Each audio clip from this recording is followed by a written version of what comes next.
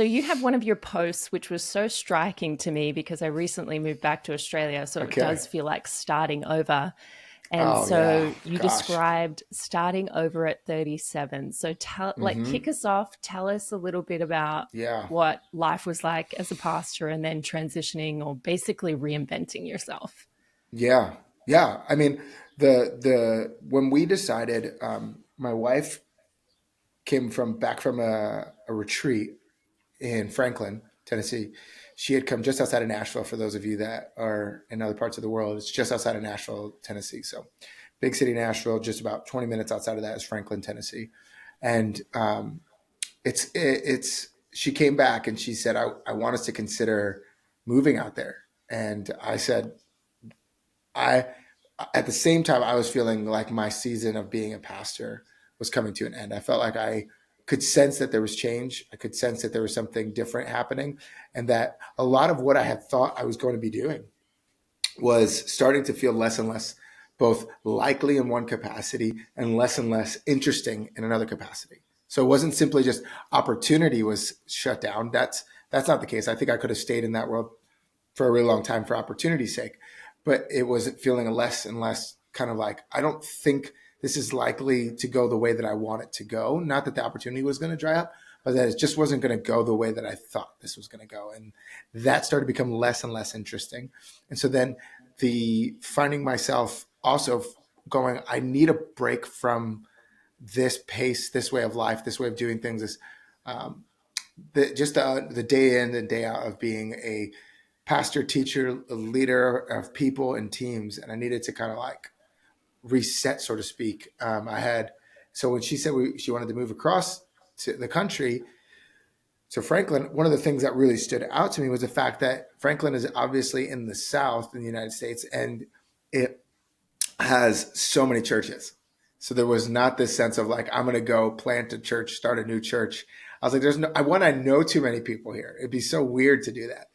And then I was like, I'm not going to do that. But for so many years, that's what I thought I was going to go do, lead a church. That's what I thought was going to happen. That's what I thought the path was going to be. And for all intents and purposes, that's what it would look like it was going to be. But Mm. realizing like over time, realizing I don't know if that's really it. And I started to go down a route of going, all right, what can I do if we move? If we relocate our family, if we change to an entirely different city where we know a handful of people to do community and life with, but mostly just to go to a new city to start over in a different city and explore what that looks like to grow and heal.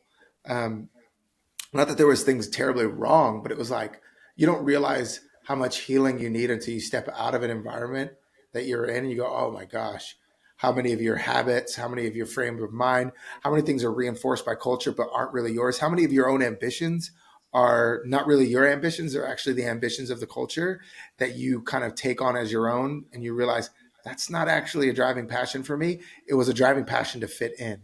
And that Mm. isn't what I want, but it's what the environment around me wanted. So I kind of took it on as my own, and it's not really what's inside me. So when we moved, I realized like, okay, I don't know what we're going to do, but I'm not going to do that. And so I had to make a change and figure out how to do that. So reinvention started, and stop me at any time with any questions or anything, because I can No, just this is keep going. awesome. Hmm. Um, the the journey of reinvention started in different ways, right? My wife kind of examining where do we want to live, where do we want to move, and me following her vision of where she wants to be and where she wants to live with our kids, and where do we want to raise our kids at. And Yeah. um, part of that was taking honest looks at myself Mm. and uh, going, if I wasn't pastoring, what would I be doing? And I started to go on a journey. There's a book called The Artist's Way, Oh, I and love, yeah, yes. so great I'm book. doing it right now, Lots. actually. Oh yeah, it's great. Yeah, My yeah. wife went through it and it transformed her life, and she's like, "You need to do Yes. it." And so Yes. I was like, "Okay, I'll do it." And so I started to go through it. I didn't finish the book entirely, but I feel like I got to the spot where my wife does the morning pages still for years, like It's all so that kind of good. stuff. Yeah. Hmm. So I started to examine like what were the lives that I could live, what was the parts of me that were shut down, the creative in me that didn't get to be expressed anymore because of all the roles I took on early on in life, which were ministry leadership roles. Right away, I was thrusted into, at a really young age, like thrusted into leadership roles, thrusted into, which I loved. I love leadership. Like leadership for me is still a passion point. But I realized like I had adopted so many things so quickly that there was, for lack of a better term, using the language of the Artist's Way, was like this creative child that was kind of needed to be protected, needed to be brought back to the forefront and going, hey, what does that child want to do and be?